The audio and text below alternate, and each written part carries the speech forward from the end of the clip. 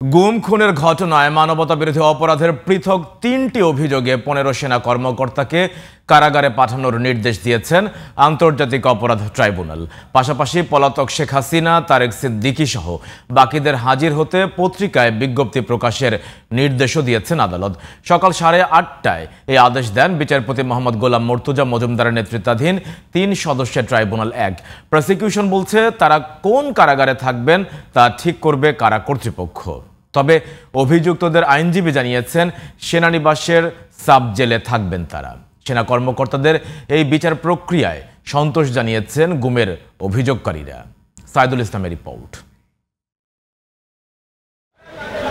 শেখ হাসিনা সরকারের ১৫ বছরের শাসনামলে বিভিন্ন সময় গুম ও খুনের ঘটনায় ২টি অভিযোগে ২৮ জনের বিরুদ্ধে গ্রেপ্তারি পরোয়ানা জারির পর থেকেই অভিযুক্ত সেনা কর্মকর্তাদের কিভাবে গ্রেপ্তার করা হবে বা ট্রাইব্যুনালে আনা হবে কিংবা তারা আদৌ হাজির হবেন কিনা তা ছিল টক অব দ্য কান্ট্রি।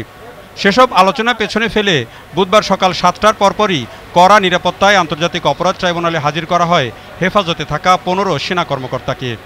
তাদেরকে আনা হয় কারা কর্তৃপক্ষের একটি বিশেষায়িত প্রিজন ভ্যানে, যা ছিল স্বাভাবিক প্রিজন ভ্যানের চেয়ে আলাদা। যাদেরকে আনা হয় তাদের মধ্যে ১৪ জন কর্মরত ছিলেন এবং একজন ছিলেন অবসরকালীন ছুটিতে। তাদের মধ্যে একজন মেজর জেনারেল, ৬ জন ব্রিগেডিয়ার জেনারেল, ৪ জন কর্নেল, ৩ জন লেফটেন্যান্ট কর্নেল ও একজন মেজর। অন্যান্য মামলার বিচার কাজ বেলা ১১টার পর শুরু হলেও এই মামলায় ট্রাইব্যুনাল বসে সকাল ৮টার পরপরই। প্রসিকিউশন ও অভিযুক্তদের আইনজীবীর বক্তব্য শুনে তাদের কারাগারে পাঠানোর নির্দেশ দেন ট্রাইব্যুনাল। তারা ঘোষণা দিয়েছিলেন যে ল অব দি ল্যান্ডের প্রতি তারা শ্রদ্ধাশীল থাকবেন, বিচার প্রক্রিয়ার প্রতি তাদের সমস্ত সমর্থন থাকবে। তারা সেই সমর্থন আমাদেরকে দিয়েছেন, আইনশৃঙ্খলা রক্ষাকারী বাহিনীকে দিয়েছেন। এই আসামিদেরকে গ্রেপ্তার করে আদালতে হাজির করার ব্যাপারে তারা সম্পূর্ণ সহযোগিতা করেছেন।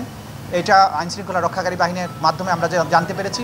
সুতরাং দেশপ্রেমিক সেনাবাহিনীর ব্যাপারে যে সমস্ত অপপ্রচার যারা করেন তাদেরকে আমরা বলবো অপপ্রচার করবেন না।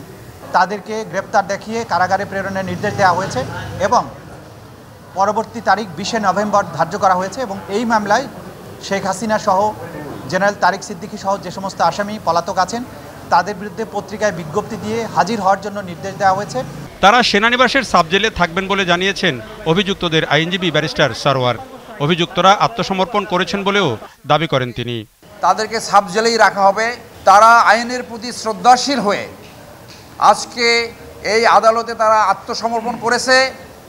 তারা সবাই আশা করে তারা এই আদালতের মাধ্যমে ন্যায় বিচার পাবে। যারা সত্যিকারে অপরাধ সংগঠিত করেছে তারা পার্শ্ববর্তী দেশ ভারতে পালিয়ে গেছে। এই অফিসার অত্যন্ত বলিয়ান এবং তারা নির্দোষ এবং তারা কোর্টের মাধ্যমে ভবিষ্যতে নির্দোষ প্রমাণিত হবে বলে আমরা আশা করি। সেনা কর্মকর্তাদের ট্রাইব্যুনালে আনায় ও বিচার প্রক্রিয়া শুরু করায় অন্তর্বর্তী সরকার ও প্রসিকিউশনের প্রতি কৃতজ্ঞতা জানান অভিযোগকারীরা। যাদেরকে আটক রাখা হয়েছে তারা কি কোনোভাবে সার্ভিং সেনা সদস্যদের যোগাযোগ করছে কিনা এটি নিশ্চিত করা খুবই জরুরি। যদি না হয় আমরা যারা ভিকটিম এবং সাক্ষী আছি আমরা আমাদের জীবনের হুমকি আশঙ্কা করছি। তারা যদি গ্রেফতার করা অবস্থায় ক্যান্টনমেন্টে অবস্থান করে কোনোভাবে বিচারকে প্রভাবিত করার চেষ্টা করেন সেটা খুবই আতঙ্কজনক বিষয় হবে। আমরা আমাদের উপর যে ঝড়টা গিয়েছে এর কিছুটা সান্ত্বনা আমরা দিতে পারছি যে এই সুপ্রিমেসি যার সুপ্রিম পাওয়ার ছিল তাদেরকেও আমরা আজকে আদালতের সম্মুখীন আনতে পেরেছি। এই সেনাবাহিনী জাতির সাথে সবসময় ছিল, জাতির পাশে ছিল। ৫ই আগস্ট বিপ্লব কতটা কী হতো যদি সেনাবাহিনীর পাশে না থাকতো ভয়াবহ চিন্তা করা যায় না। সেনাবাহিনী যে দেশের স্বাধীনতা, সার্বভৌমত্ব, অখণ্ডতা, সংহতি, ঐক্যের প্রতীক, এটাকে বিতর্কিত করা মানে আমরা আমাদের নিজেকে ক্ষতি করছি। ভারতের এজেন্ডা তারা আমাদের সেনাবাহিনীর জনগণ মুখোমুখি করতে চায়।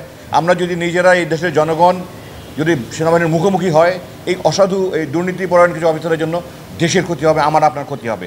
আগামী ২০ নভেম্বর মামলাটির পরবর্তী শুনানি হবে। সেদিন অভিযুক্তদের জামিন আবেদন সহ বেশ কয়েকটি আবেদনের শুনানি হবে। আর যাদের বিষয়ে পত্রিকায় বিজ্ঞপ্তি প্রকাশ করতে নির্দেশ দেওয়া হয়েছে তার পরবর্তী শুনানি হবে ৫ November. Saidul Islam, GTV news, Dhaka.